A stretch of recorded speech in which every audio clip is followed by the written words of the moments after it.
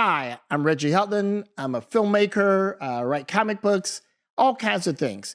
And you'll hear about it when you watch and listen to me and Shawn Stockman on That Note. I don't know. There may be something better you can do, but I don't think so. I think this is the best thing you can do right now. Just tune in. Welcome, everybody, to another episode of On That Note. This is the place where we speak a language we all understand, and that is music.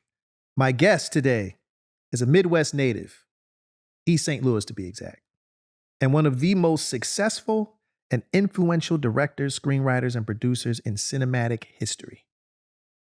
He's the man behind the cult classic House Party, the movie that helped spark the on-screen careers of Kid and Play, Robin Harris, Martin Lawrence, and Tisha Campbell, as well as the blockbuster rom-com Boomerang, starring Eddie Murphy, Halle Berry, Robin Givens, and Chris Rock.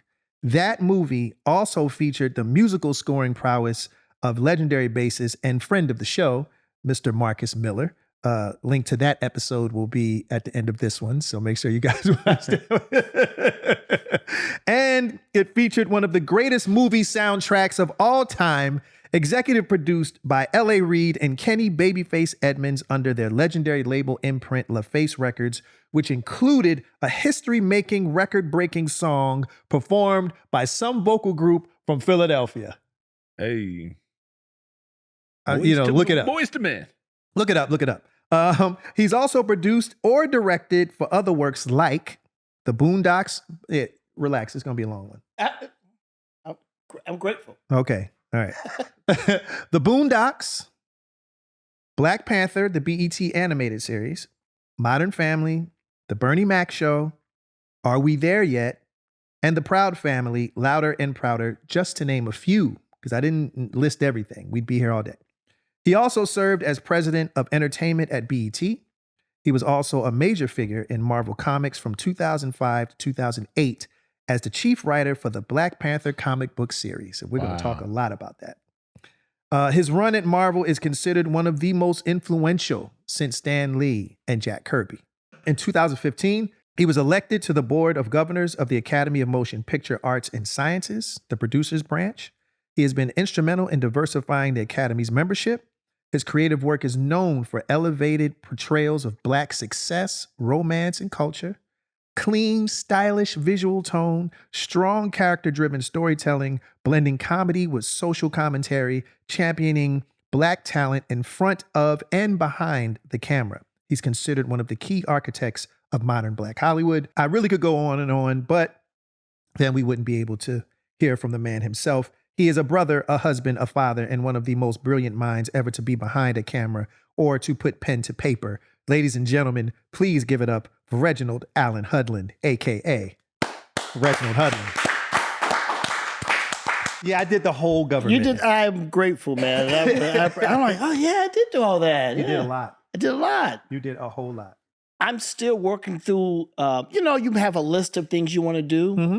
So I'm almost done with my 12-year-old list.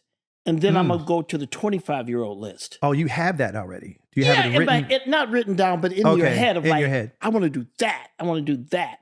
Mm. And when it got really clear to me, about midway through my career, I looked at what I'd done. I looked at what worked, what didn't work so well. What didn't work so well? I made some movies that didn't really hit. And hit doesn't just mean box office. It means, did it impact the culture, right? Okay. And I said, okay, what's the pattern? What's the pattern of success? What's the pattern of didn't really resonate? Mm. And the ones that hit were absolutely driven by passion. Like, I got to do that. I will die if I don't do this, right? Mm-hmm. And if you have that attitude, that gives you the 110% it takes to succeed. Right. The other stuff, those are the smart moves. Mm. If you don't have the passion, it ain't going to hit right. Right. So I said, then this is a very simple filter. Yeah. Only do what you are passionate about. Right. If you do that, it's going to work. Okay. And I have found that to be true. When I first started moving into television, right? People were like, but wait, you're this big, successful filmmaker. What are you doing in TV? I said, TV's important. TV is, and they were like, I don't get it. And then everybody moved into television. They were like, Yeah. oh, wait, oh. Netflix is the new movie. Right. If you know, if you know what I'm saying. Like, 1,000. Yeah, exactly. I mean, television is the dominant artistic medium, I would say right now. More than movies, more than music, more than anything. Yeah. And then I started writing comic books. They were like, oh my God, you're a comic book guy now? I'm like, I love comic books. I always have. Yeah. That's why I do all these other things. Right. From growing up reading comics. And then after I had this meeting with Marvel and I came back. I said, I'm writing Black Panther. Wow. And they go, that's great. Who's that? Are you serious? None of my friends knew who he was, except for the other comic book heads, right? So then the book comes out, sad. and then the movie comes out, and everyone's like, how did you know? I said, I knew because I love this. I love this medium. I love these characters. So I'm just taking action out of love. Yeah. So when everyone goes, oh, wow, now we get it. I'm like, yeah, because I got it. Yeah. And I expressed my vision of this character and everyone resonated with it. And it just created this ripple effect that led to $1.6 billion. Wait, wow. Well, but wait, we're gonna get ahead. We're getting ahead of ourselves. I'm hopping around. Because we're going to get into that because I want to get into some Black characters that I think you would be amazing at bringing to light and creating an actual platform for them to be seen, because Marvel had a lot of Black superheroes. Oh, yes. That didn't get its just due for obvious reasons. Right. But I think the world is a little more, I guess, primed to, I guess, accept it and possibly ingest the idea of a superhero being melanated. You know what I'm saying? Like, it took this long, but I think the world could be ready. Well, thanks to T'Challa. Here's the thing. One, it's the world's been ready. That's not the issue, right? The issue is people, again, pattern recognition, right? The challenge, and it could be movies, it can be television, it can be comic books. People go, wow, isn't that surprising? And I go, no, it's not surprising. Well, why aren't you surprised? Because this type of thing that you're shocked by has been successful every time it's been done. Right. But I get it. It's not a thing you're checking for. But I am, because I have an investment in this. Yes. And like the whole first half of my career was people saying, well, we don't know how much this idea of yours is going to succeed. We don't know who the audience is. We don't know how much to spend on making it. How do we market it? I don't get when executives say that. Don't you have R&D? Like, don't you have an actual group of humans that you pay that once you invest in a particular product or some level of entity, you do that's standard, right? You would think that's part of the protocol of acquiring, an asset. Like you do the R&D, you do the research. Okay, we have this thing. How are we going to make money off of it? Well, a couple of things. I mean, the beauty of music or comic books is that the level of investment is pretty low. Okay. Right? So even better. Right. So, which is why those two artistic mediums have had a lot of progressive movement, depending on whether the creators and the executives would say, yes, we'll embrace that. So Stan Lee was just a progressive guy, period. Right? Yes. So, and they were just checking out trends. So if you look at those early, which I know you have, the first appearance of Black Panther in Fantastic Four, right? You look at how Jack Kirby drew T'Challa. He looks like Sidney Poitier. Interesting. And if you've ever met Sidney Poitier, like when I first came to Hollywood and I was at this party and Sidney Poitier was there. And fortunately, my dad was visiting. So I introduced my dad to Sidney Poitier. Sidney Poitier is like 8 feet tall. right? Was he that tall? I've It- never met. And his posture is perfect. And then he has the voice and he has the look. So you go, whoa, you're literally a king, right? I mean, you don't, it's not even like, wow, you're like, oh, you are everything you appear to be on. There was a regalness about him. It was regal is the only phrase. And so I introduced him to my dad, and then he looks at my father and goes, these are your sons? Because it was me and my brother. He says, yes. He goes, I hate you. Look at you. You're more handsome than me. You're richer than me. You have these sons. And my father was so flattered, he floated away. Like, what? That's how you do it. That's how to be a star for real. That generosity, that elegance. Yeah. I'll tell that story for the rest of my life. Right. That's amazing. Right. So, and because like that's the gold standard. Yeah. It's classy, it's moral, it's elegance, it's giving. Yeah. And so, yeah, that's the Black Panther. Yes, that is. Right. So they took what was happening in movies. In 1967, Sidney Poitier was the biggest box office star in the world. He has 3 number 1 movies in the same year. Wow. I didn't know that. That I didn't know. Like I didn't know that a black man was the biggest box office star. When you got In the Heat of the Night. Right. Right. Guess Who's Coming to Dinner. Yeah, Guess Who's Coming to Dinner. And To Serve with Love. Right, okay. So you hit 3 times that hard. You're the number 1 box office star on the planet.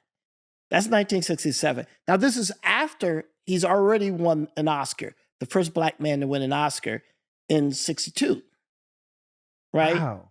So he's bigger than a movie star. Right. He's literally changing the impression of black people on a global basis. Yes. Andrew Young said this great line. He said, yeah, he won an Oscar, but he should have won a Nobel Peace Prize. How about that? Because anyone who changes the global perspective of a group of oppressed people, that's a seismic cultural event. 100%. That is crazy. Well, you know what? Let's not get off track here because there's a lot to cover. Yes. But let's go back first. I like to do a segment called "We Gonna Go Back, Way Back, Back in the Time." All right. All right. Yeah. Who did that originally? No. Jimmy Castor. Thank you. Okay. All right. There you go. So I had to play the bass line first. You played pretty good. That sounded good. No, you played great finger bass. Let me tell you something. I crush anybody in air guitar. I know when to hold it. Yeah. Just don't put an actual instrument in my hands. That was pretty good, though. Every time I'm in the studio with Marcus and we're working on a score, I'll grab one of his basses. And now at this point, he just knows it. He goes, let me just put this one out here. Right. Just unplug it. Oh, yeah. No, we don't want to hear what I'm doing. Right. It's just like, I'm close to this much greatness. Can I just... Well, that's the thing, right? Hey, what's up, y'all? This is Shawn. And one thing I've learned is that your banking shouldn't make your life more complicated. Between work, family, travel, whatever your day looks like, the last thing you want is confusing rules, hidden fees, or surprises when it comes to your money. At some point, you just start asking for something simpler. And that's what led me to Chime. What I appreciate about Chime is how straightforward it is. It just feels clear, predictable, and fair, which is how banking should be. No surprise charges, no minimum balance requirements, and overdraft coverage you can actually count on. And once you've got that foundation, the flexibility really starts to matter too. If you're someone who wants more control over timing, Chime delivers there. With direct deposit, you can get paid up to 2 days early. And with features like MyPay, you can access up to $500 of your paycheck when you need it. On top of that, Chime helps you build credit history in a stress-free way. And you can earn up to 3.5% APY on savings, which is higher than what most traditional banks offer. So it's not just smarter banking. It's a system that actually works with you. Chime is the most rewarding way to bank. Join the millions who are already banking fee-free today. Just takes a few minutes to sign up. Head to chime.com/onthatnote. That's chime.com/onthatnote. Chime is a financial technology company, not a bank. Banking services, a secured Chime Visa credit card, and MyPay line of credit provided by the Bancorp Bank N.A. or Stride Bank N.A. MyPay eligibility requirements apply, and credit limit ranges $20 to $500. Optional services and products may have fees or charges. See chime.com/fees info. Advertised annual percentage yield with Chime Plus status only. Otherwise, 1.00% APY applies. No min balance required. Chime card on-time payment history may have a positive impact on your credit score. Results may vary. See chime.com for details and applicable terms. You went the route of being, a screenwriter and a director, but you had to be inspired musically by something or someone. So let's go back to when you're about 10 years old. Yes. That's like 1971. Mm. What was the music that was being played around your house? Like, what did you and Warrington listen to? Like, what were the songs that inspired you? Right. Well, I'm the youngest of 3 boys. Okay. Right. So, and I always feel like being the youngest is an incredible advantage. 100%. I'm the youngest too. There you go. So you're peeping your parents' game. It's iffy. It's iffy. I'm gonna make this case, and I defy you to challenge me. Okay, I will, and I will. Please, I'm not just saying. Yeah, I might be with him on this. Well, it makes sense. Yeah. I mean, Exactly. So you peep your parents' game, and you peep the game of your older siblings, right? So, and you're getting whatever you're getting from your peers. Yeah.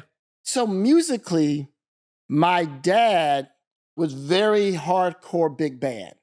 Okay. Like for him, it was like, okay, I'm good up to Duke Ellington. And there was an asterisk for Stevie Wonder. Like, I don't know if there's other stuff you're listening to, but Stevie's good. Okay, Right? I see. And I'm hearing it all the time because that's what he's playing. But it's not until I'm in college, right, where the penny drops. And I go home and I go, Dad, where's all that music I hate? Where's that Nancy Wilson? Where's that Duke Ellington? I get it. My ears weren't grown enough to get it early, but it was played against my will. Mm-hmm. And then all of a sudden you go, that's genius, right? So I get that. My mom, who up until she was into her mid-60s, roller skated every week. Oh, right. That was the thing. So she's keeping up with the Marvin Gaye and the Earth, Wind, and Fire and all that, right? So her ears are a little more contemporary, right? So she's rocking what we're rocking. Right. Until finally we got to the other place because, I mean, I loved and still love every genre of music. I have the biggest ears that I could possibly develop. Yeah.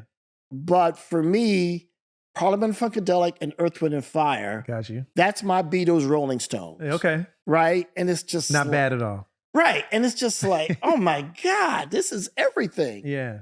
And so those were giant pivotal artists.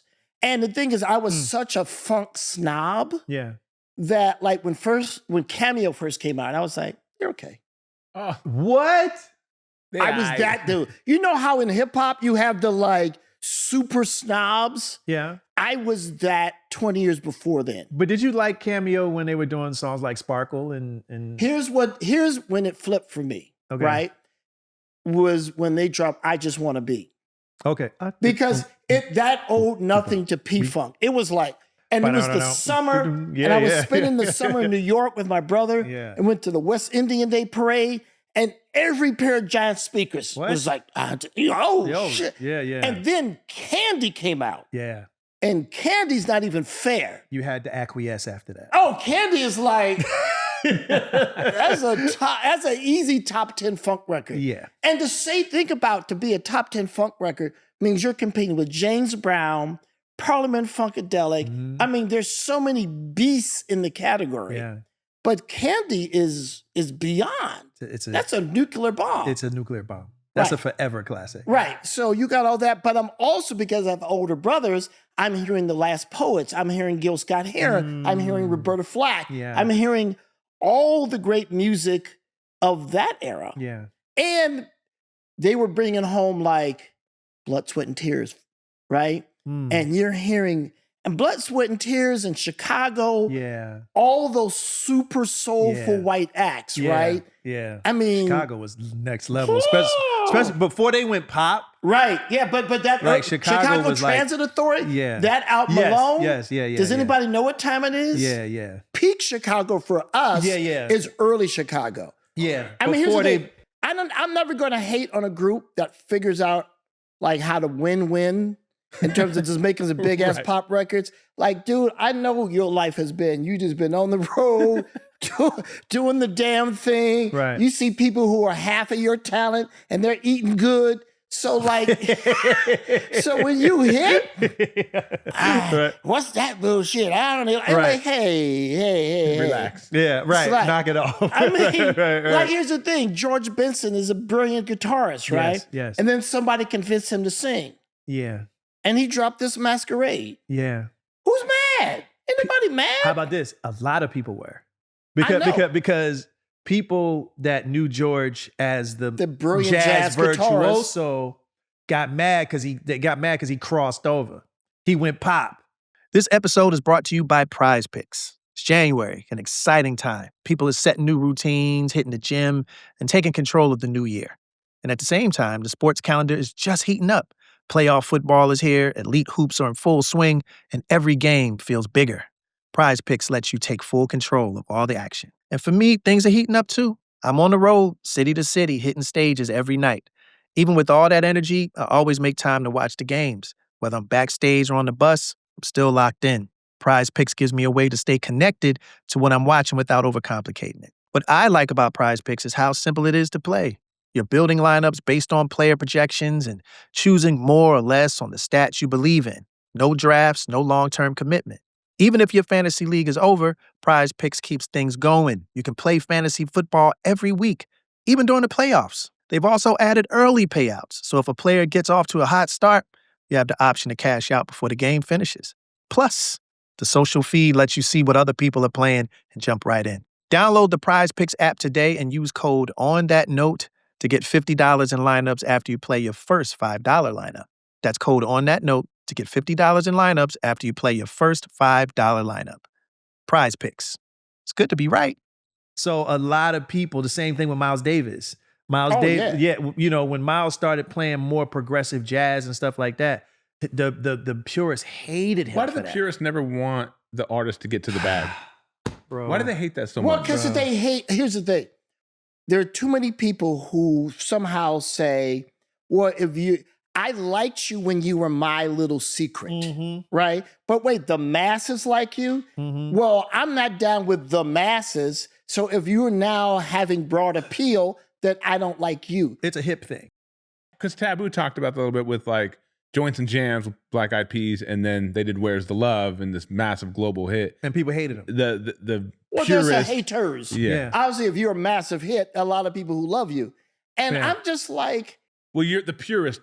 Well, obviously having issues with it, right? right, exactly. But that's okay. I mean, that's, thank God for the purists when first, whatever that phase is. And for me, I mean, look, since we're talking Miles Davis now, from East St. Louis, Yeah. his mother taught third grade at our school. That's crazy. Are you serious? Yeah. And Was she your teacher? no, Okay. because my school got destroyed before I got to third grade. Which mean it got destroyed? Well, East St. Louis is where all the train tracks cross. Like literally, if you north, south, east, west, it's a crisscross, right? So one morning, two trains with liquid fuel collided. Are you kidding me? And every window in the city blew out. And people's walls were falling, all this stuff. Wow. And the roof of my 100-year-old school fell in, right? So all those kids Jeez. were displaced. Yeah, all the kids were displaced. My mother was like, great, because the schools in our town are horrible. Oh, and now we're going to send Reggie to a private school, which turned out to be the right call. Yeah. So, yeah, I never got Miss Davis, who everybody said was mean. So I was like, this is all working out. Right. Well, if she was anything like her son, or if her son was anything like her mother, because, Miles had a reputation of being. Had a reputation. But here's the thing. But Miles has so many great quotables. But one of them is, jazz is the music that fits the day, right? Meaning it's like, well, what does today call for musically? That's what you play, How about that? right? So don't be stuck in the moment. Stay in the now. Mm-hmm. So Miles's attitude was, hey, it's time to keep changing. And Miles changed the direction of music 5 times. That's what people who know music people know. say, yeah. I don't know that because I'm not that sophisticated. I just know what I like. Yes, they say that he's changed jazz multiple times. Right. So the thing is, he's like, no, look, I've taken acoustic jazz as far as I can take it. Right. Mtume said that, right, after the fact. And he was like, look, we had nowhere else to go except electronically. Yes, true. Right? So now we got to go to a new place. Mm-hmm. And yes, people are like, no, but I like that sound. It's like, yes, I respect that you like that sound. I like it too. But he has to go in a new direction because he hears it and wants to go there. That's right. And you can stay in the same place and maybe you can maintain, or maybe you just get stale and corny. Mm-hmm. And maybe in reaching for a new sound, you fail. Yeah. And that's the risk of a great artist. So when Marvin Gaye, who's, Mr. Loveman at Motown, does What's Going On, which Berry Gordy hated. Right. He was like, this ain't a hit. I mean, what are you doing? And they had to sneak the record and they played it in New York, right, on the DL. The phone lines lit up. It was like, oh, okay, it's a hit. Let's go for it. Right. Look, Berry Gordy made a million decisions, and the vast majority of them were right. If you make that many decisions, you're gonna get it wrong sometime. I'm like, come on. Yeah. But the point is, Marvin stretched and could have failed, and he didn't. Yeah. And whenever people do that, I really respect that they had the ambition and they actually executed. Yes. Is not for the weak-hearted. No, it's not. It's definitely not, because you're really putting your neck out there and you could get it chopped off. In the movie business, they really, the safest thing is to be a brand. Yeah. Right? If you're Alfred Hitchcock, I know what an Alfred Hitchcock movie, he's going to scare us. Right. I'm in. Good evening. Exactly. And Spielberg was spectacle. Right? A lot of my inspirations go further back than that. Yeah. Like there was a director, Howard Hawks. Okay. Right? Howard Hawks would just switch it up. Like if you're into Westerns, then Red River is one of the greatest Westerns ever made. But then he would switch up and do His Girl Friday, which is to me one of the funniest movies ever made. Wow. And you just go, oh my God, wait a minute. You got that kind of skill set. Yeah. Or you look at Rob Reiner in a more modern day example, right? Yeah. So I was like, wow, that's what I want to do, because it's like there's all these different, I didn't want to just do one style, right? So I did House Party, right? Which is a teen comedy. I was like, that was fun. And they were like, well, let's do a sequel. And I was like, okay, I see how I could make 6 movies like House Party, but I don't want that to be my next movie. Sure. So then when Eddie Murphy called and said, hey, I got this romantic comedy, I'm like, first of all, I was like, Eddie Murphy called me. Right. Which I couldn't That's even. That's a nice call. I couldn't even imagine it. Still waiting for mine. Yeah, me too. Right. Because here's the thing. I was like, wait, Eddie Murphy was on Saturday Night Live, but I had a bedtime. Right. But we're the same age. Right. But I'm like, so how is this a thing, right? Yeah. And he was one of the biggest stars in the world. Yes. And he's calling me like, let's We'll talk about that. So he just out of the blue calls the office, or like, how does this call happen? I get this call, and Eddie Murphy's calling. What? And they're like, and he goes, hey man, I like what you're doing. Like, you know how to go for the joke. And that's the gold standard for him. Right. Do you know how to go for the joke as a director, as an actor? What does he mean by that specifically? Yeah, break that down. Yes. There's obviously a lot of parts to making a movie, depending on what kind of movie you're making. Yeah. Right? If you're doing a horror film, do you know how to deliver a jump scare? Right. If you're making a mystery or a spy movie, do you know how to deliver suspense? Yes. And if you're making a comedy, do you know how to go for the joke? Can you actually make people laugh? Does the way you direct the movie, does that support the actor who's delivering the laugh? Or can you shoot it in the way that delivers a laugh? Yeah. You know, like the Coen brothers, like a movie I saw that I shamelessly stole from was Raising Arizona, Okay. right? Because I was like, this has so much style. Yeah. And all that beautiful style is in service of incredible comedy. Mm. And I'm like, Right. Sure. got it. So directors do that. Like they see. They see and steal? Yeah. Yeah. Who Okay. don't? I mean, as they say, you can phrase it, you're inspired by, Okay. or whatever Yeah, yeah, the language is. It is I what thought that it was is. just a music thing. No. But All art that's forms, painters, yeah. every medium. We just talked about Kobe and Michael Jordan. Yeah, that's true. Remember? That's true. Oh Yeah, my yeah. God. Yeah. I got to switch for one second with that. When my son was little, right? Of course, they ask questions like, who's the greatest basketball player? Oh Lord. So I said Jordan. So he sits on my lap. We pull up YouTube, and I'm showing him all these Jordan clips. And then they have those clips where Jordan and Kobe are side by side, and they're literally, the Spitting moves image. exactly like. Mhm. So he watches that. Then I said, okay, we got to go to the barbershop, right? So we're in the barbershop, and we have a spectacular barbershop, right? And it's a classic barbershop. Right. So they're having this gigantic Kobe versus Jordan debate Eh. in the bar. Now my son is literally on the booster seat, right? That's how little he is. So they're debating, and then he goes, "But wait, isn't Kobe just a Xerox of Jordan?" And my barber goes, "Whoa, everybody, say it again." And he says, he goes, "From the mouth of babes." And from that point on, Right. my son was in the cipher at the barbershop. It was an incredible welcomed rite of into the passage. crew. Dad, when we going back? Right. No, and here's the thing. And we still go, right? Every Saturday we go to the barbershop. So one day we were leaving the barbershop, and he said, "Dad, the barbershop is the most consistent part of the week. There's how about never that? a bad hour at the barbershop. Never.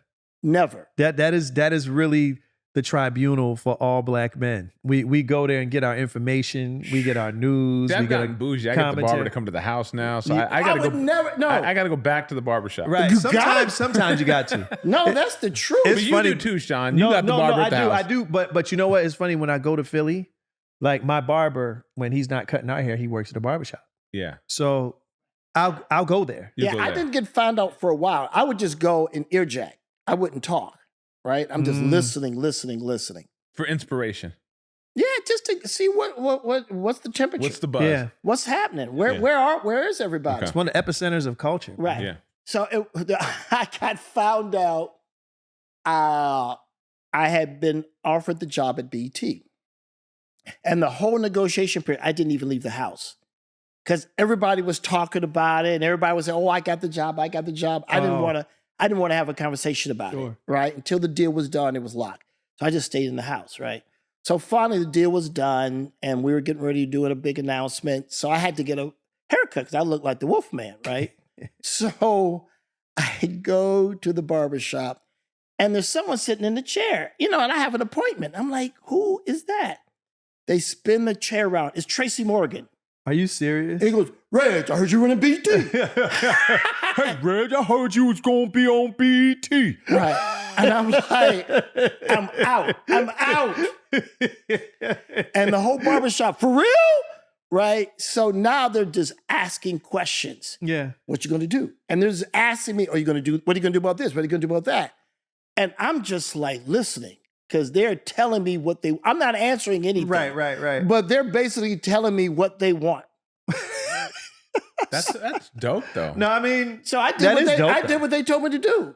that's crazy. And I'll go to the barbershop in a strange town. If I'm shooting in Savannah, Georgia, or Buffalo, New York, I will find that barbershop, That's it. And it's risky because it's a different barber cutting your hair. Right. And nobody wants that. Right. But I'm like, it's worth it. But you're not there just for the haircut. No. Yeah. You know what? You mentioned Miles Davis's mother being a teacher in your neighborhood. Yeah. And I've always been interested since I've been doing this podcast, how close proximity to greatness my guests have been around. Mhm. Like I've had guests that was neighbors that were legendary big band directors and all kinds of us. Well, I lived around the corner from this guy or that Kwame guy. grew around. Yeah, Kwame grew up around everybody, for example. And I just wanted to ask, because speaking of family and pedigree, and is it true that you're a descendant of Peter Hudlin and his wife Nancy? Yes, Okay, who are part of the Underground Railroad? correct. That is your great Yeah, grandparents. yeah. I mean, Wow. they were Right. they were the first. They were one of the first stops once you get past the Mason-Dixon line. There was more, but I'm gonna let him Right. tell the story. He was black, she was Cherokee, and they were. I mean, obviously, that is as dangerous I was about to say, a thing as anything. have you heard any stories about what your great grandfather did and how he basically executed whatever he needed to do to free those particular slaves? I don't have any details about that, but here's the other thing I knew, but I had to talk to a historian, Henry Louis Gates, who helped me find out more. He was also in this group called the Knights of Tabor. And I was like, what's that? Yeah. What's that? So I told it to Henry Louis Gates, and he says, let's look it up. And in 10 minutes, he said, that was a revolutionary group that was going to end slavery by overthrowing the government. And the Civil War broke out, so they were like, oh, it's handled. We're okay. Oh, But yeah, it's handled. It's okay. We're good. We're good. But I was just like, and we started researching the Knights of Tabor, and you're like, Wow. So yeah, that's I've never heard of this either. right. Well, and we shouldn't.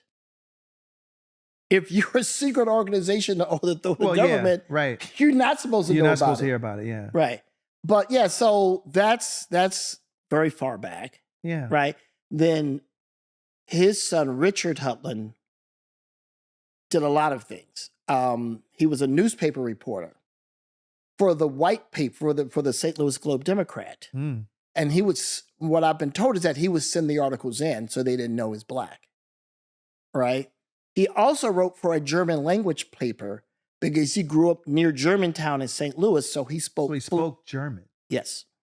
Your greatness makes sense now. No, that's what I'm saying. Like, I'm telling you, it's pedigree, man. Like, it's something about, and this is just what I've discovered. Like, a lot of people that are of an exceptional level of whether it's Lineage. intellect or they have lineage. Right. Like, I mean, even like I wanted to ask, is it true that your great uncle Richard A. Hudlin Yes. was mentor and tennis instructor for Arthur Ashe? And Althea Gibson. Yeah. Because Yeah. there weren't that many black players on Black that tennis level. players, yeah. So when you got to that level, they sent you to St. Louis, right? Because he taught at Sumner High School. Mm. And there's this thing, there's this era where they started building high schools in cities that were the black high schools, but they were the equivalent of an HBCU today, Wow. right? The teachers were excellent. Yeah. They raised great students. For example, Thurgood Marshall went to one of those schools in Baltimore. Mm. And everyone talks about, Cass in Detroit. There's certain, black high schools you hear about Yeah. because they raise champions. You touched on Thurgood Marshall. Yeah. You did a movie Yes. called Marshall, Yes, sir. starring Chadwick Boseman. Mm. And yeah, T'Challa. Right? And that was before he was T'Challa. Exactly. Well, a couple of things. One, I mean, for me, And rest in peace. and rest and in rest peace, in Chadwick peace. Boseman. Thurgood, for me, was one of my three great heroes, right? Mhm. Everybody loves Martin Luther King. Everybody loves Malcolm X. Right. But Thurgood was the third leg of the stool. Right. Martin Luther King forced change Yes. from the outside. Malcolm X built a sense of self-worth, Yes. right? Thurgood made it law. He was the infrastructure. If you don't make it a law, what are you doing? It's nothing. Right? So you need all three Yes. to really enact the change that we need. Yes. And I'd always felt that even though Thurgood is respected and revered, I thought he needed more shine. Sure. But I never thought I could get a movie like that made. So a producer friend of mine came to me and said, hey, I got this Thurgood Marshall script. And I read the script and I flipped because the movie wasn't about Brown versus Board of Education, which I thought would be not as interesting to audiences because we know the outcome. Right. This was him before he became a Supreme Court justice and all that. This was a very little known case, but it was a great case because there was this guy in Connecticut who was the chauffeur for the very wealthy white family. He was being accused of rape. And Thurgood had to prove the case, but the judge in Connecticut wouldn't let him speak in the courtroom. So he found this Jewish attorney. He says, look, let's do the case together. You speak and I'll figure out the strategy. Right. So they came together to win this case, but he had to win it essentially with both hands tied behind his back. One of the greatest orators, but he can't talk. Right. And it was also, I liked it because it was. That's crazy. Like there's so There's many just certain stories that sound like fake. They sound fake. Like Afeni Shakur representing herself when she was facing like 400 years in prison for, the conspiracy and all the stuff. And she beat the case. Just a testament. Right. And that's that brilliance. So, and the thing I was about to say, it's that brilliance, man. But what I also loved about the movie, it was in Connecticut. Because we know Southern racism. Yeah. You're right. But don't act like, right. It was all good. It's all good up north. Right, you good. Right. No. Absolutely not. It was just worse. Right. It was it's just like they put a veneer on it. Right. There's no drawl. Yeah, I lived in Philadelphia, so trust me. Right. So exactly. Exactly. So for all those reasons, I loved it. Right. Yeah. So I'm looking at this. I'm like, who can play Thurgood Marshall? Yeah. Was Chadwick your first choice? Yeah. Because here's the thing. Obviously, he had done 42. He had done James Brown. He's brilliant. And here's the thing about Chadwick. He was such an extraordinary human being on every level. Yes. Right? His intelligence, his morality, his integrity. Yeah. Honestly, if you want to say who was the closest to Sidney Poitier, Chadwick Boseman. I can see that. Really? Right? Because people always say Denzel, and Denzel's a genius, but Denzel's Denzel. He's his own category, in his own lane. Yes, he is. And he had a great personal relationship to Sidney. And, when I interviewed him, I did a Sidney Poitier documentary because I'm just trying to document all my heroes, right? And this is an option for everybody.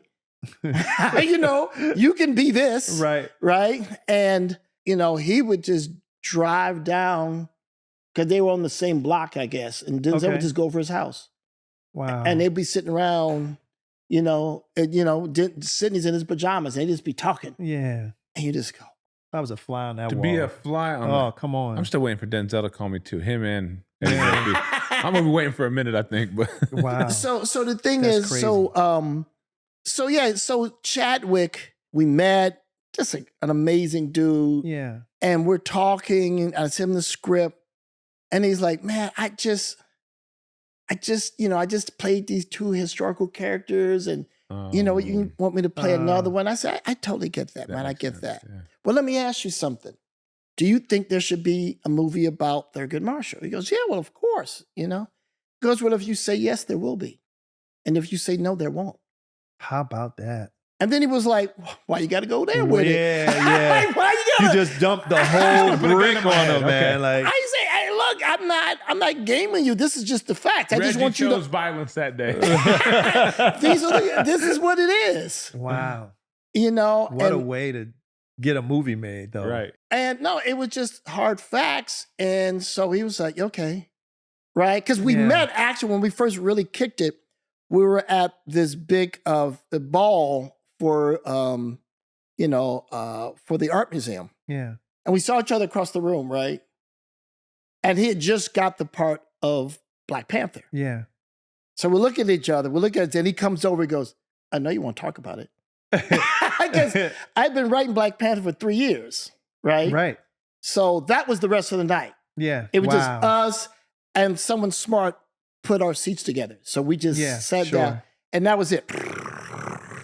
And he's just like, okay, martial arts style. I said, well, look, it's capoeira, it's Afro-Brazilian art. You got to take that, mix it with something else. Yeah. Right. And I said, this is how the government of Wakanda works as a structure. Right. And, I'm just... ridiculous. Because it's like, he has to win. Yes. This movie has to work. Yeah. Right? Because one of the reasons I started writing the comic book was I knew for Black cinema to break to the next level, the most likely way to be the game changer is to do a science fiction oriented movie. Yeah. Because those aren't necessarily star driven. Yeah. You can put anyone in it and it would appeal globally because the scale would be so fantastic. Yes. So I knew Black Panther would be a great vehicle to not just be a hit film, but take Black cinema to the next level. Right. I appreciated that movie so much, and shout out to Ryan Coogler and Marvel and all those guys. They did a fantastic job. Amazing job. And one thing I love the most about it is what a lot of people, and I hope they put a little more emphasis on the next one, is how really intelligent T'Challa was. Yes, he was a warrior and he was a king and all those other things, but he was one of the most brilliant minds in Marvel. It rivaled Stark and Reed Richards and all those guys. Like he was truly, truly an intelligent, super smart. Like absolutely super smart and moral. And moral. Which is, to me, you go, okay, if you are literally this African superpower, right? Yeah. You have technology no one else has. No one else has on the planet. You have minerals no one else has. Yeah.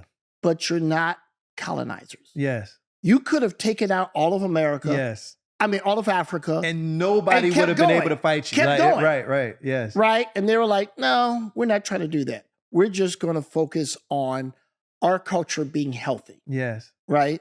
And having that moral guidance that says we're not out to conquer people. Reg, I got a question for you. Mm-hmm. So we're on the film and we're talking about Chadwick and he's not here. What's one thing that you learned about him working with him that maybe the public doesn't know about Chadwick? Again, the morality. Everyone who knew him knew what a good human being he was in a way that was striking and inspiring and lifted you up. Mm. He was always lifting people up. And also, I remember we were doing press, right? And we finished doing this interview for CNN. And as we're leaving, one of the crew guys, this black guy, he said, hey, man, I just wrote this book about the black people who built the White House. Mm. And he gave us copies. And we were excited. And I'm like, look at these two blurs. These two black guys excited about getting the book. Right. You know, it was just like, oh, this is a good book. Yes. Yeah. And it's like, and we looked at, I was like, wow. Yeah. You know, when you find your people. Yes, right. Your tribe. Right. Yeah. And I mean, I was just so excited to like, man, can we just work together every 4 or 5 years? Right. You know, because he'd be great for this, he'd be great for that. He's just someone you want to be around. Yeah. When he passed, everybody's calling each other. Yeah, everybody's calling each other. Did you know? Yeah. Because no one knew. Yeah. Which, again, speaks to the loyalty that he engendered from his team. Yes. Right? They kept it a secret. Right. Right? That's a level of respect that... The fact that his team kept it a secret. That way. They honored his want. Yeah. That's the hardest part. As you know, loyalties. Yes. There's always one snake in the group that has to say something. Yeah. Always. Yeah. Let me get some hype about it. Let me do that. And they still haven't talked. Yeah. So, I mean, that speaks to the man. That speaks to the man. And here's the thing. You know, people are so disrespectful now. When someone dies, they can't wait to put whatever messiness or dirt out there. Yeah. No one has ever said a bad word about this man because there's no bad words to say. I was about to say, it's nothing to say. If you can't say it, that means it's nothing to say. Nothing to say. So, yeah. I mean, for me, I just walk around and, you know, you just think about it and you feel hurt. Yeah. Like it just happened hurt. Sure. and then you shake it off. Yeah. But there's nothing you can do. But you can't. He's just too impactful of a person. The power that he exuded, it resonated with everybody, like people that didn't know him. Yeah. When everyone heard the news, it was more like, my God, like you felt like you lost a relative, a very close one, because of just how he carried himself. Yeah, so it's one of those. I mean, we have a section in another documentary I did called Number One, the Call Sheet, where because I'm profiling everybody, from Morgan Freeman, Denzel, Kevin, Jamie, and I had to do a Chadwick section. Yeah, even though he's not here, it's like no, he's too important to the history of cinema to be ignored. Absolutely. When you watch that and you hear Kevin Hart, talk about everybody, your heart just rips out. Yeah. No, he was an amazing human being, and there's one incident I had with him. We were at the Comedy Store. I think we just with who? With Chadwick. Oh, okay. That my wife and I went to go see Martin. And this was years ago, and he was working out. Just working on some jokes and stuff. He was there, and it's a very small thing that he did, but I always remembered it. He just took a picture of my wife. My wife walked up to him. We were on Sunset, and he was about to leave, and my wife was like, "Hey, can I take a picture with you?" And I took the photo. I don't even have a picture of Chad. I just took it for her. Right. And he was just as gracious, just as nice. He said, he dapped me, said, "What's up? I love your stuff." You know what I mean? And he jetted, and that left an impression. That one interaction. Because it was just like the energy. You can't explain it, but like there's just some people that just impress you without saying much. And he was one of those guys. So rest in peace, Chadwick Boseman. We miss you, bro. And we're going to try to hold it down for you. No, that's all we can do, but I mean, it's a devastating loss. It's a devastating loss. Now, listen, we're going to have a part 2 because I asked you 2 questions like that I have on my list, and like, but I enjoyed the conversation. I can listen. We can talk all day, and I've been wanting to do that actually. Even look, man, off the record, I've been wanting to have dinner with you and just chop it up. I love your show so much, and the Marcus Miller episode, I was like, oh. Yeah, you got the good stuff out of here. We haven't even tapped into that. That's why we got to have a part 2. Because there's a time constraint. Or house party. Yeah, or a house party. Now I do have to ask this about House Party. Yes, you made that movie because you were inspired by a Luther Vandross song. Yes. And what song was that? Bad Boy Having a Party. Yeah. Because here's the thing, I was between my junior and senior year in college, right? And that's when you did that film? The short film. Oh, the short film. He had a student film first. Yeah, it was a student film first, yeah. And, so I was working all summer to make enough money to afford to make the movie, right? Because you got to buy your own film. You got to, know. And I've been working all summer writing a script, which I'd finished and I felt pretty good about it. So it's the last day. I'm packing up to go back to college. And I had the radio on as I'm packing, and Bad Boy Having a Party comes on. Now, back then, black music videos weren't really a thing. So as an exercise in my head, I would make music videos. So I'm doing the video for Bad Boy Having a Party in my head. I'm like, that's a pretty good music video. I'm like, wait, that's a movie. So I wrote the script for House Party that night. Just banged out. It's banged out 30 pages. Because here's the thing, because I had been working work. No. The key is I had been writing all summer on another script. You got to do your reps. Got to do your reps. Yeah. I did my reps on the other script. So then when the lightning bolt idea came, shut out the world and just pour it out. Pour it out. Don't stop. You ain't doing nothing. Do that. That's right. Right? So then the lightning bolt comes out. And you go, ooh. And all the things you learn writing the other one makes the other one easy. And he just easily made a cult classic. So then I take it to my college professor, And they're like, we really don't do scripted. But I'm like, I got to do this. So I talk him into backing this as my thesis film. Mm-hmm. And found some local kids at Cambridge Regional Latin, you know. And I got no money, so I beg for everything. I go and say, can I shoot at your club? You know, which was like a brownstone, right? Yeah. And all right, I'll let you do it. You know, and you just begging. I would get buy generic bread and generic peanut butter. And then finally one day they were like, we can't eat that no more. We working for free. You're clogging our arteries up. Right. So I said, okay, I got to go all out. So I went to Church's Chicken. Nice. Right? Gourmet. Church's Chicken. Come on. Gourmet. Because I said, I got to turn this around. So, I got him Church's. I'm like, I don't know where that money came from, but that's pretty expensive. but I made it happen. So I made the movie, and it was crazy. For some reason, near graduation time, Denise Nicholas came to visit Harvard. Okay. Right? So I showed her my film, and she was like, oh, this is pretty good. I'm like, she's a professional actress, and she thought my movie was pretty good. So I'm encouraged. Mm-hmm. And then there is a grant for $5,000 that you could apply for to make a movie. So I applied. I did not go home for Thanksgiving. Mm-hmm. I stayed on campus. It was like, ain't nobody there. Right. And I just finished editing my movie. Right. And I submitted this to get money to make another movie. And I got the grant. $5,000. That's big money. That's big money. That's Church's Chicken Plus. That's right. So extra biscuits. And then my professor said, I applied for that grant and I didn't get it. He said, you're a professional now. Someone just gave you money to make a movie. That is true.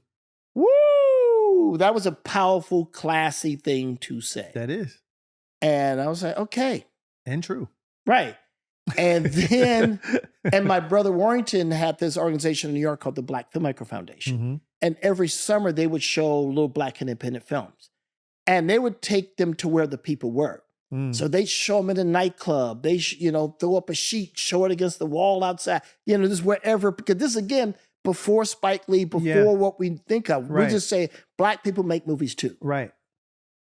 So we showed it as a double feature. It was my movie and Spike's Joe's Barbershop, We Cut Heads. Okay. And they both played together great. And I'm like, that's a good double feature. Yeah. And I learned then they pay you $40 for a rental, but if you spoke, you got another $30. Mm. You go, that's more money. Right. So you do that. Yeah. And you learn how to talk. Wow. You better talk and be interesting. Right. You want that extra. That's right. Want that extra. Are you trying to get a cab ride home or are you trying to catch the train? That's it. What you trying to do? Yeah. So that was. That's amazing. That's good amazing. story. He just wrote it in a night. Now, again, we got to have a part 2. Yeah. Okay. But Yeah. I do have to at least get your top 5 opinions on things. All right. Oh. First, your top 5 favorite films. That's not a thing. I mean, the best thing I can do is you can say top 5, musicals or top 5, superhero movies. But to just take top 5, period, the whole of cinema, I can't do that. Okay. All right. Don't make it easy for him, Shawn. No. No. You can only walk out of your house with 5 films. The house is burning down. There you What are go. you getting, Reg? What are you taking with you? What do you grab? I'm You have walking out to. of my burning house. I'm going to Criterion, and I'm going to buy a whole new set of DVDs. It's not going to matter. I'll have the whole new set anyway. Fair enough. Fair enough. All right. Okay. Damn you, Reg. You're okay. Your top 5 favorite directors. Woo! Is that a Equally little brutal. easier? No. I mean, here's the thing, because it's like, look. At least you're being fair about it. I mean, but here's the thing. I will name. I'm going to name. I don't know. I'm just going to name them. And just name some. I'll name some. Look, it's funny because when you say Spielberg and Scorsese, that's Beatles, Rolling Stones. Sure. That's that. Earth, Wind and Fire, P-Funk. Sure. 2 different flavors, but you can't live without the other. Exactly. You got to have them both. Exactly. Right? They must coexist. They must coexist. Yeah. And they're brilliant. Yes. Right. So that. Okay. Right. And it's funny because my son's 18 now. Uh-huh. And over the last couple of years, he's become a movie head, Okay. right? On his own, Right. right? Because I would try to show him movies and he'd be like, please stop. Right. And then he found this top 100 list. He goes, Dad, there's a list, top 100 movies. I'm not going to watch them all. I'm not going to watch the black and white ones. And I said, nothing, because that's bait. Right. You going to really make me defend black and white movies? Right. But on his own, he started rocking. Okay. He said, Dad, you know what the greatest movie ever made is? I said, no, what is it? He goes, City of God. I said, the Brazilian film? He goes, yeah. I said, son, that's a defensible position. That is if you want to say that's the greatest movie ever made, I respect that. Okay.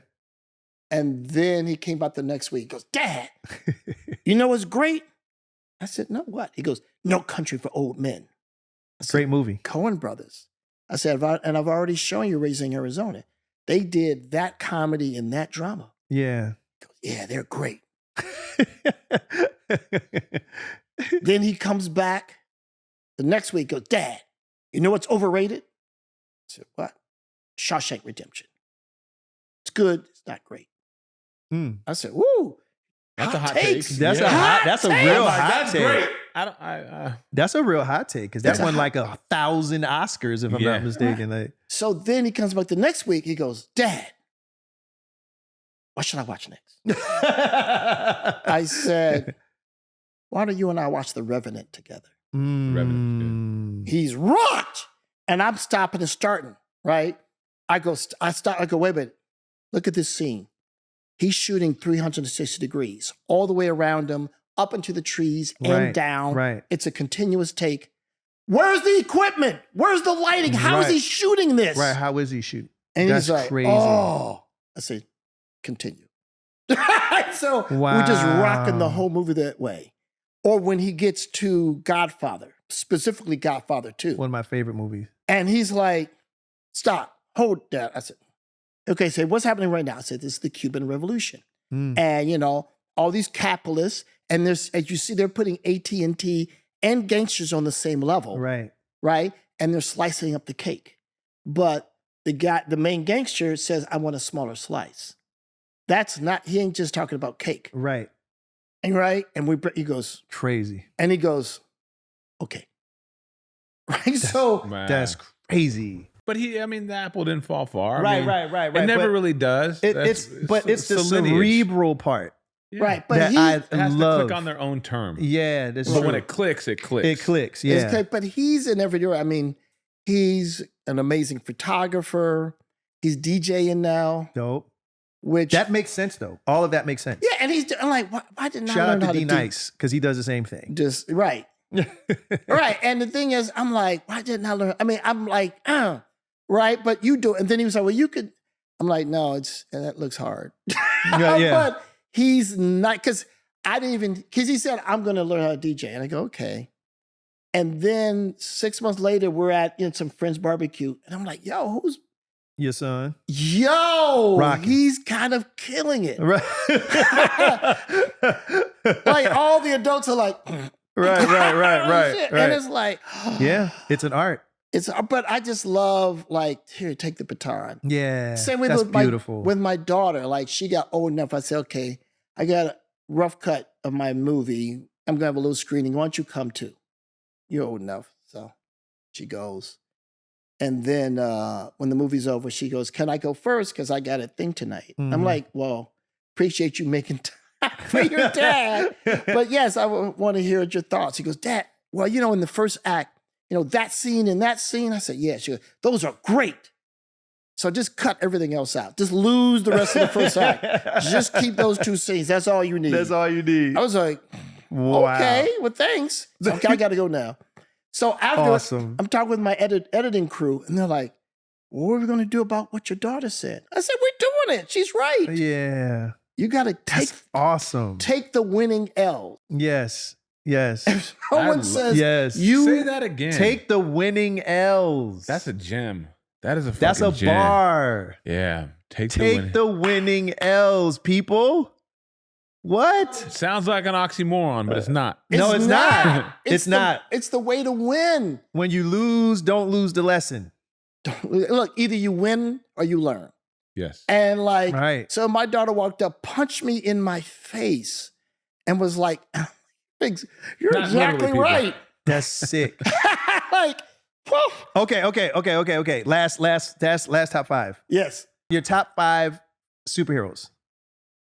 I don't do superheroes. I do creators. Okay. Right? Creators. Because the creator can take a character and make it fire, and then the next writer or artist comes along, and you're like, you just killed the whole vibe. Okay, true, but there is a basis that every superhero has. Like Superman will always be Superman, Mm-hmm. right? Batman will always be Batman. Yeah. Here's the because in 1939, 1940, right? Mm-hmm. Basically, what happened when we moved from the pulp era of the Shadow and Doc Savage and stuff Yep. like that, and into comic books, they're basically creating a new set of gods, Right, sure. right? And these are just fundamental ideas, right?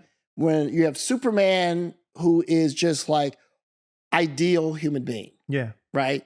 But as you know, Quentin Tarantino broke down, you know, he's Superman who's, you know, pretending to be Clark Kent That's true. because Clark Kent stops him from being a monster. Right. I'm going to pretend to be this very flawed Yes. human, you I'm know. going to shrink myself. I'm going to shrink myself Mhm. so that I maintain the moral guidance that my parents gave me raising me on the farm, Mm-hmm. right? And that's a great idea. But then you go to Batman, who's like, I'm a human. I have no powers. Right. But with my wealth and my bitterness over my parents being killed by crime, Mm-hmm. like I will, you know, I would become the peak human Mm-hmm. to get revenge. Mm. Now, you might say, hey, man, how about therapy? Or Right. you might say, you know, if you spent that money on the Batcave in like reforming Gotham City and Right. have to some, you know, improve the school system. There's a lot and- of, yeah. you know, maybe Yeah. you could chill, Right. right? I mean, you did pretty good with those kids you were raising. You Right. could spread that to a bigger program. Right. He's always going to a charity ball, Right. but that ain't really, but I'm just really living to go beat up some. Bruce has shown that he is psychologically scarred. Like he's extremely damaged goods, and I guess that's his catharsis of dressing up like a bat and beating the shit out of people. And it's and it's a profound critique of our culture that Superman used to be people's favorite hero, but now is Batman. Yes. So people are saying, no, I don't relate to this really moral guy. I relate to this bitter, rich guy. Mm. What does that say about America? Yeah. It's society, the whole thing. Yeah. It's scary. It's very scary. Yes. Okay. Last question. What's your favorite restaurant? I'm always happy to eat at Chow's. My man. Give me some. That's my guy right there. All right, cool. So, all right, so you're at Chow's. That's perfect. Yes. And you're eating some chicken Joanna with your lettuce wraps and your chicken saute. And, you know, I know All the of the menu well. above. I know the menu well. Okay. You're sitting, you know, how we sit and you can look towards the door, the bar. Mm-hmm. And in walks a younger version of yourself. Mm. He's been looking for you. Mm-hmm. He's been trying to glean just some information, some jewels on what he can expect Mm-hmm. in his future. So he sits down next to you. He grabs one of those chicken sautés. He orders some wine. Well, he might be a little too young, so he orders some water. And he's waiting for you to give him some jewels. What would the older Reginald, say to little Reggie? Yes. Well, the first thing is, you know, because I speak at schools or whatever, or I get stopped, like you're just saying, Mm-hmm.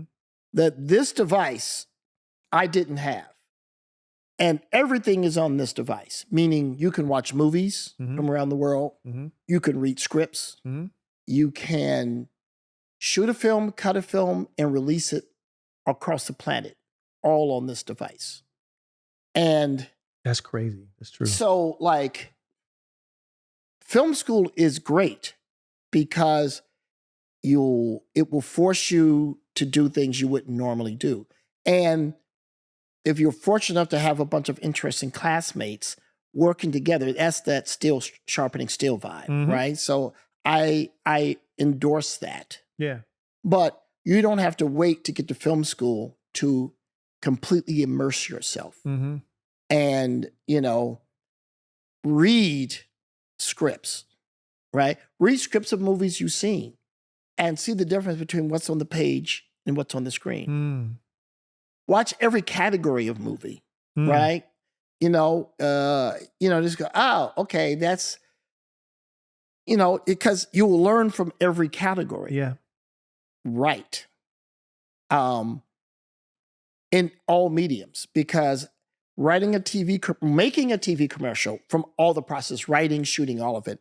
TV commercial is different from a music video, which is different from a half-hour sitcom, which is different from an hour-long drama, Yeah, of course. which is different from a feature film. Yes. And a documentary is different than scripted. Yeah. And the more you do all those things and you learn the strengths and weaknesses of each thing, like when I write a comic book, I don't have sound effects. No. I don't have music. And I can't do something like this. Now, you and I know Right. means a lot. Right. That's off the table. Yeah. And when you write a comic book, the same way when you write a TV show, right? You got to make it so when the commercials come on, you stay in there until the commercials are over. Right. So with a comic book, every time I got to get you to turn the page. Yep. How do you hold the audience's attention? Whatever medium you're doing in, how do you get people locked in? Yeah. And whatever thing, if you say, oh, it's only a 5-minute music video, I don't have a lot of time. So you better get your message across in 5 minutes or less. If you have 2 hours, you got to keep people's attention for 2 hours. Yeah. That's a very ambitious thing. Yeah. So in each of those things, you got to learn from the obstacles of each medium. Yeah. And get better. But just really educate yourself and watch things that are out of your comfort zone. Oh, I don't want to read nothing with subtitles. Well, you better learn to read something with subtitles. Right. Because this is a literate medium. Right. So if you're not reading scripts, if you're not seeing movies from around the world, you got to get over that. Yeah. I mean, some of the most inspiring movies I've seen are from Italy and from Japan. Right. Right? So if you go, I didn't try to see all that. Right. There's some people who really don't want to watch things that are in black and white. Yeah. My son's now over that. Right. He saw Psycho. It was like The first one. right. He's just like, and you get it. Yeah. So you just have to keep, and if you're making movies, you're part of a global conversation. Yeah. Because again, the stealing doesn't just start in your local theater or on your TV. Yeah. It's like I'm checking out what people are doing all over the world, and they're checking me out. And you don't know who's seeing you. I know people in Japan who buy bootlegs of blaxploitation movies. Yeah, sure. Because they can't get the flavor through traditional means of distribution. That's right. So they will do whatever it takes to get flavor. Yeah. So know that you are part of the conversation. We're going to have a part 2, a 3, and maybe a 4 with We this. just have to give you your own show. Yeah, Shit. I'm telling you, like, amazing. Again, I can listen to this man talk all day, and I plan on it. Childs is on me. Thank you, sir. But wait, I got one more thing I have to say back. Okay. I've been looking forward to this for so long, for multiple reasons. One is your contribution to Boomerang by doing Into the Road. I'm so profoundly grateful for.